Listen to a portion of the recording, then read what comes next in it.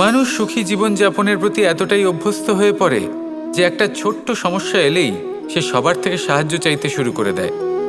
সে সাহায্য লাভও করে এবং সেই সংকট থেকে সে বেরিয়েও আসে। কিন্তু এই সাহায্য কিছু মুহূর্তের, আর কিছু মুহূর্তের হলো এই দুঃখ। এই দুই মুহূর্তের সাহায্যের জন্য আজীবন আপনি তার কাছে ঋণী হয়ে থাকেন।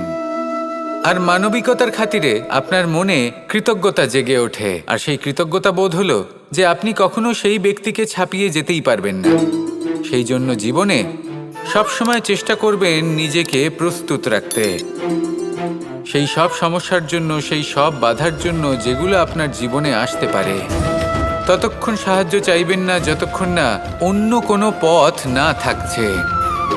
সাহায্য চাওয়া অনুচিত নয়, কিন্তু সাহায্য চাইলে এবং সাহায্য পেলে আপনি আজীবন কৃতজ্ঞ এবং ঋণী হয়ে থাকবেন।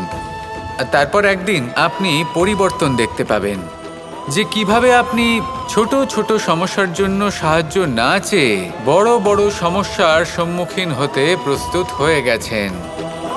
এটাই হলো সংসারের নীতি। এটাই পালন করুন আর আমার সাথে ভালোবেসে বলুন, রাধা রাধা। স্বভাব। মানুষের এই স্বভাব কিন্তু খুব গুরুত্বপূর্ণ বিষয়। এটাই নির্ধারিত করে দেয় যে সংসার তাকে ভালোবাসবে নাকি ঘৃণা করবে।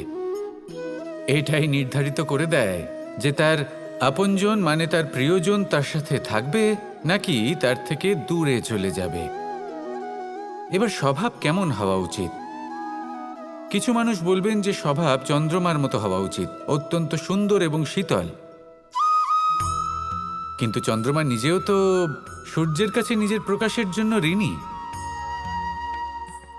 সূর্যের মতো হয়ে উঠুন। এই সূর্য যখন উদিত হয় তখন শান্ত থাকে, তারপর সারা দিন নিজে প্রজ্বলিত হয় এবং এই সংসারকে প্রকাশ প্রদান করে, যাতে এই সংসার নিজের কর্ম করতে পারে।